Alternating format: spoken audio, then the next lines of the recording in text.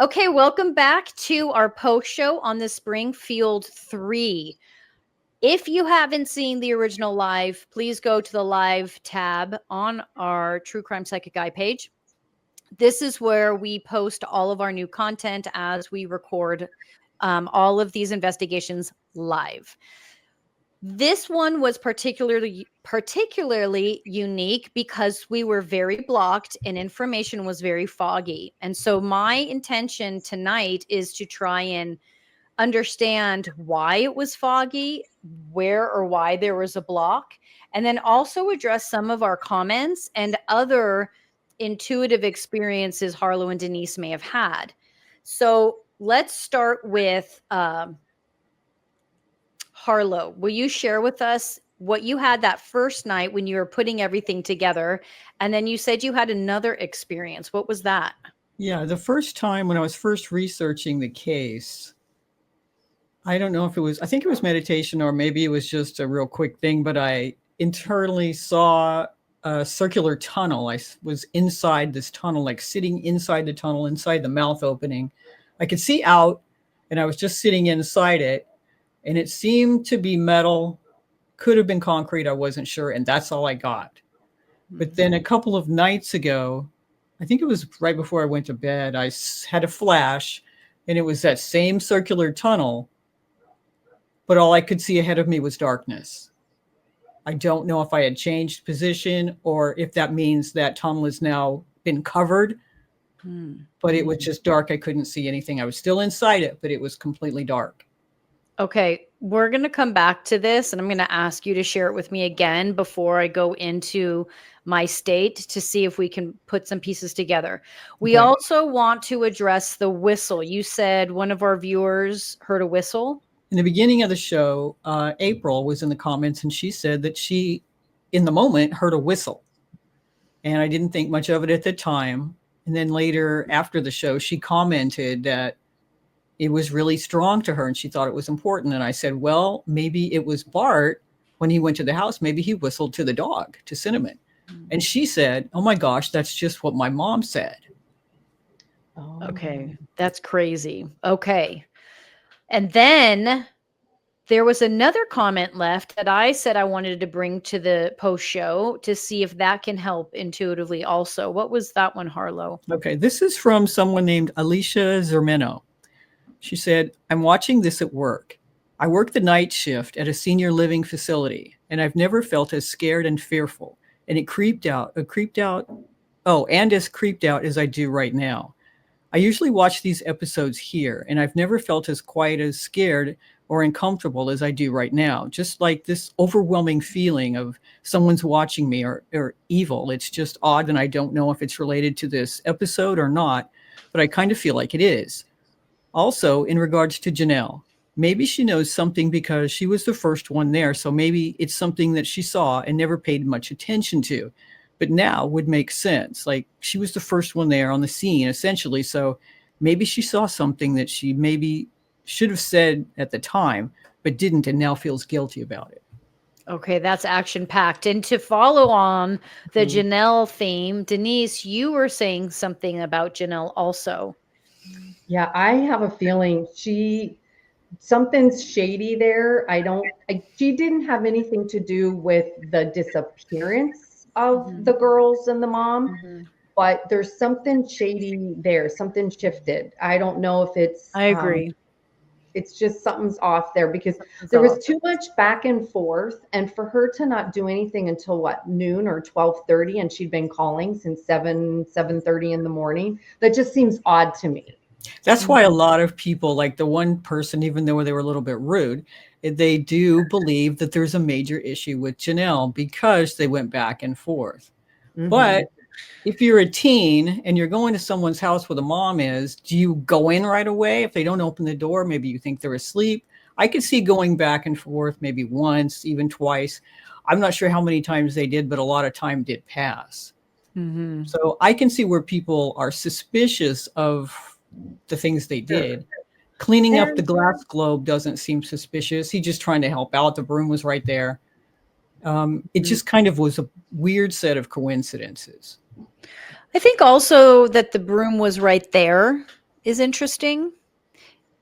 As soon as you said that, I felt like there was a sort of calm before the storm and an opportunity to clean up. Why was the broom right there? We'll revisit all that. That's a lot. I just used those words. I don't know where it was. I know it was outside. Some people keep brooms outside, so I don't know. That's not too weird, right? When you said that, I felt something. So what I'm going to do is I'm going to go into as deep a state as I can, and we're going to have Denise pull cards, and I'm going to ask Harlow to repeat a lot of the stuff that was just said, just to help me understand it intuitively. So let's just give us a second.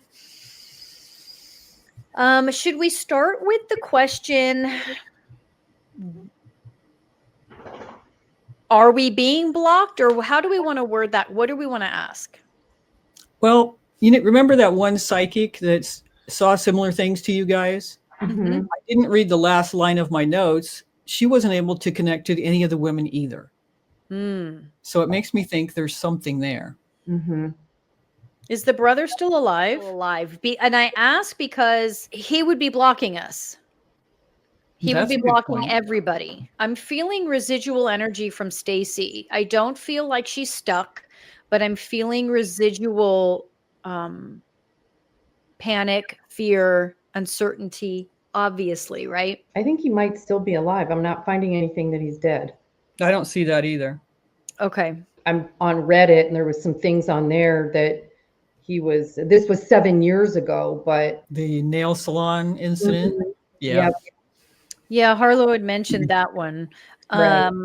Okay, so we don't know. Just like Harlow said, we don't know. Okay, hold on. I keep getting something weird from Stacy. Like she's yelling at me.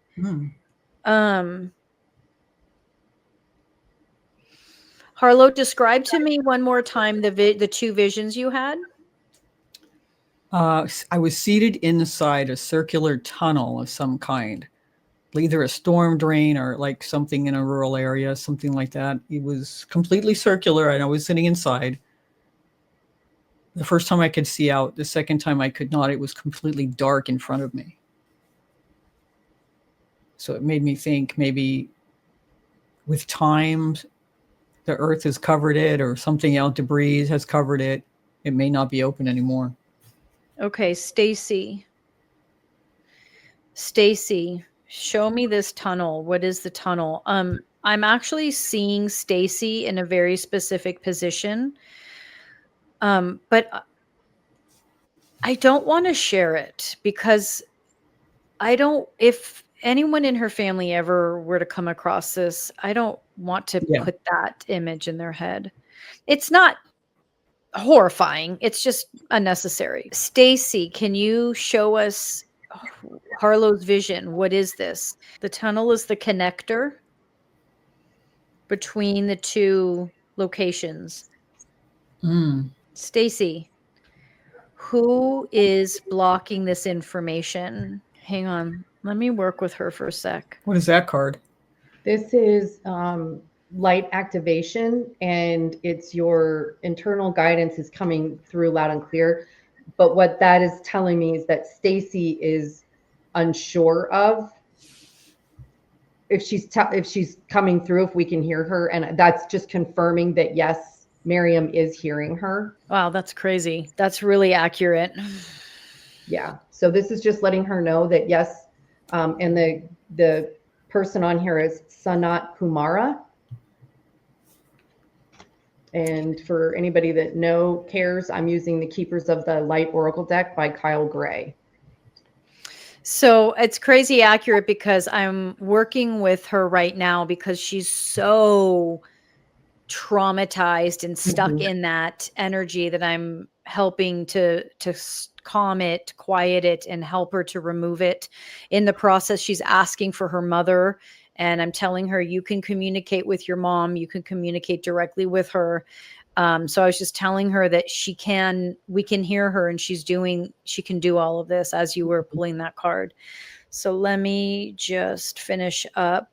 I just want her to find some peace before we question. I'm letting her know she can let this go. Honestly, she does not want to be questioned. She wants to let this go, because I told her, I said, you do not have to answer any questions. You can just turn around and leave and be done with this. And she said she wants to turn around and be done with this. So I'm just going to help her move on. And what's the card? The card is Dual Kahul, Dharma Unfolding. And it's just stating that Stacy that her karma is fulfilled, and that she doesn't want to bring this up any longer, that it's that she's on the right path towards her healing now that she's kind of calmed down. Like her energy was so frantic, it was like way up here on like decibel level, for lack of a better word. And now she's, more here, and she's calmer, and she realizes that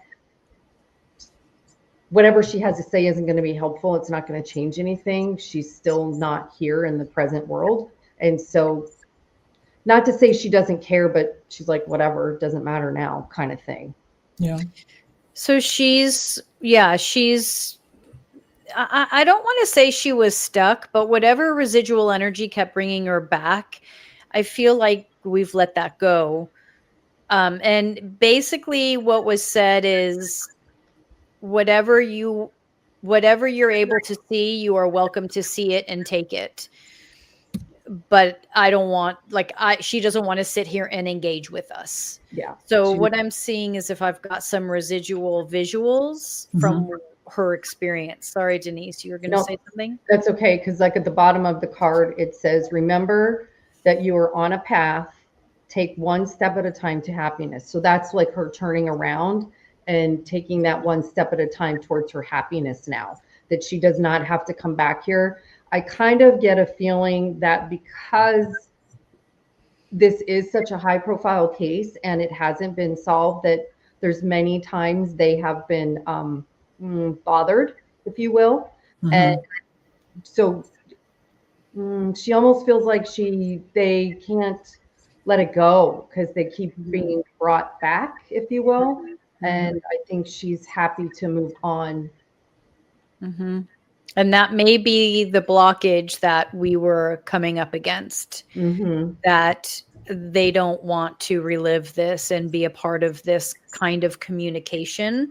So of course we'll honor that. So to sum up what she said for me was, she said, I don't want to be questioned. I helped her to continue to release some of that angst. So she did turn around and leave. And she said, you can take whatever residual energy you see, you can take and do what you want with it. So she did sort of approve that. And at some point, the tunnel vision that you had was playing into this part. Okay. I also am feeling like the tunnel that you saw wasn't actually a tunnel. It was the blindfold and the light she was seeing through the blindfold. Like it was what she was able to see through the blindfold. You know what I mean? Because it wasn't like it was like a shirt or something, So it's like there's some stuff she could make out.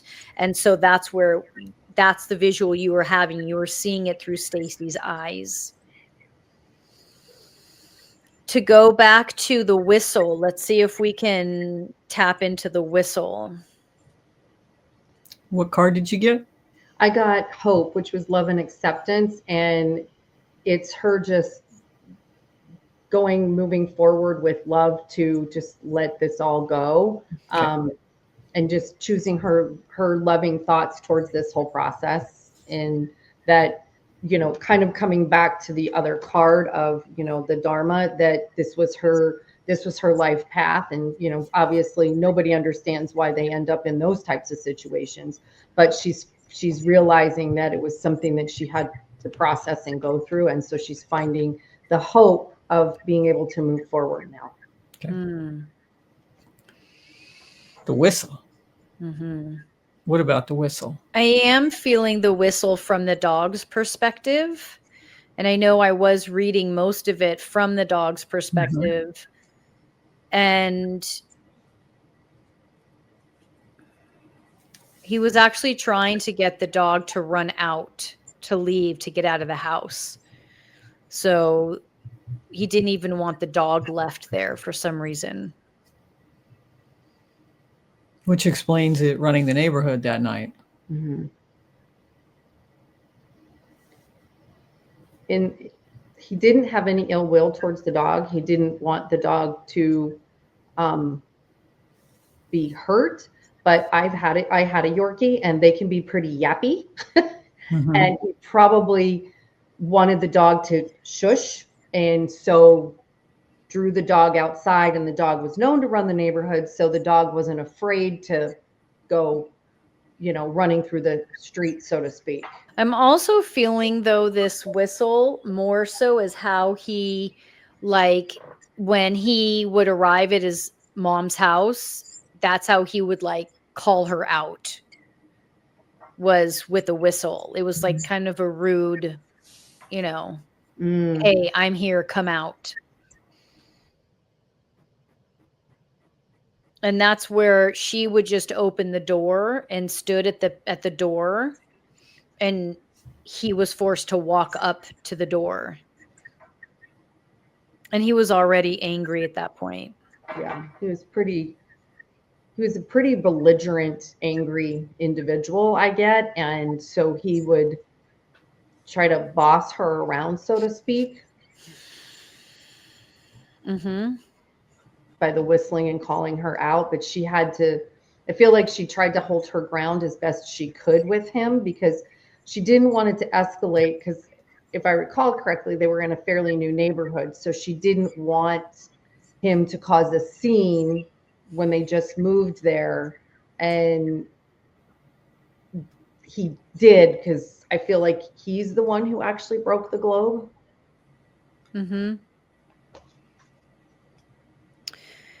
Okay, so yes, I said the same thing on Thursday, that he broke it. I saw a baseball bat, and okay, so what else? We were going to address the other comment about the girl who was working. Right. And she was feeling like she was being watched. And was really scared, and it almost felt evil.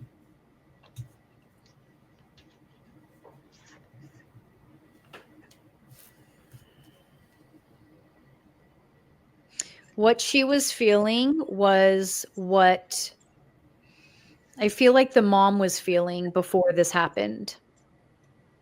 The mom was feeling something. She was feeling something wasn't right, whether he was behaving weird or strange prior to this, and she wasn't telling anybody, which she typically didn't tell people stuff, especially about stuff like this. And I feel like our viewer was feeling the mother up until this happened. Like she was feeling like she was being watched, like she was feeling like something was about to come to a head. Does the card confirm? Well, I think what the card is actually confirming is for the viewer, and the card is Melchizedek, and it's higher learning, and they're asking her to work more on her own intuition and trust more of what she gets. Like there's something there for her to start to work with, is what I'm getting. And she kind of switches it a little bit. And I think they're asking her because this one startled her, like she said. And so it's it's kind of a little cloudy, but they're showing me and they're asking her to like be more discerning with her energy as far as what she allows in, because she knows, but she hasn't learned how to go, oh, okay, yeah, no, not that one. Because I feel like she's just at the beginning of this. I think it's something she's had for a long time, but it's becoming stronger and stronger for her, and more things are coming to her, and it's more about her. Gosh, something just touched my head.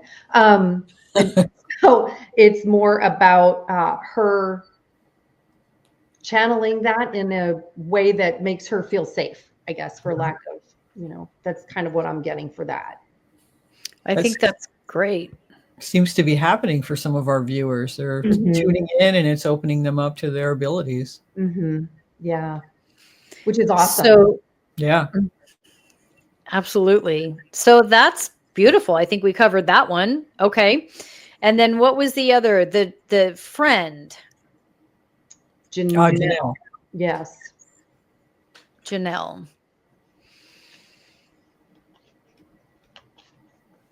I feel like what we're all picking up on from Janelle was a jealousy with the friendships, feeling left out, not feeling like she ever really fit in. She felt a lot of, I feel like she felt a lot of, through her own life, rejection, abandonment. And I'm going back to find her picture. Just in general, she experienced a lot of her own trauma, like a lot of deep pain and suffering. I feel like there was a lot of disconnection in her life, not a lot of support, love. And so there was almost, I feel like what we're all feeling from the friend was more of a jealousy of the other girls, their relationships, and whether that was true or not doesn't matter. As kids, we feel what we feel, right? And so I think in this situation, we're looking at her and we're feeling her jealousy, and we don't want to misinterpret that as actual involvement, which I know Denise said. You said, and I said the same thing. She wasn't involved. No. But I think also I feel like from her, we don't really know, like, this isn't someone who hurt anybody or would ever do anything like this. No. And so when you're in a situation like this, if you don't have, I'm speaking to her specific, because I feel like she didn't have strong parents or strong support system around her. And that support system that she did have was her friends. And then her friends aren't there. And that one mother who was a good maternal mother to all of her, hold on, without confusing guys, Suzanne, not Suzanne, Sherrill. The mother and Sherrill was maternal in general and kind to Janelle. And so whatever sense of comfort Janelle had from these people was all she ever knew in her life. And now those people are gone. So who does she call? Who does she turn to say, I'm a child. What do I do in a situation like this? You're not going to know. And I feel like she's been wrongly kind of pinpointed. Did she do stuff wrong? Probably. Did she make it look sketchy? I'm sure. But because she was a kid. Yeah, exactly. And people are often, ready to jump to this person was thinking that's why they did. And you can never know how many incidents in our own lives have we thought this person was doing something else, and the motivation's totally different than you can ever imagine. It's so just true. Is the way it is. And I feel like that happens more often than not, Yeah, it's easy to judge and jump on somebody and say they're doing this when they're totally not. Right. She was confused. She couldn't find her friends. They had plans. They weren't answering the door. She didn't know what to do. I mean, it's easy to see. Yeah. Denise, what did you get? When we were talking about that, it's Joan of Arc, and it's the voice of truth. And it is true. She just didn't have the friend base that a lot of other people had. Like, she had those girls as her friends, but like, she didn't have, like some people travel in a pack of 10 friends, right? And she just was not that person. And, it's easy to kind of see what how things and the way things happen now, because it's 2025 and everybody has a cell phone and they can call everybody, and you can always call your mom, and that sort of thing. And in the 90s when this happened, that wasn't how it was. I mean, we Right. didn't have cell phones back then. Everything was a landline. You really were driving back and forth, and I had to think about it, because back then, like, you wouldn't just walk into somebody's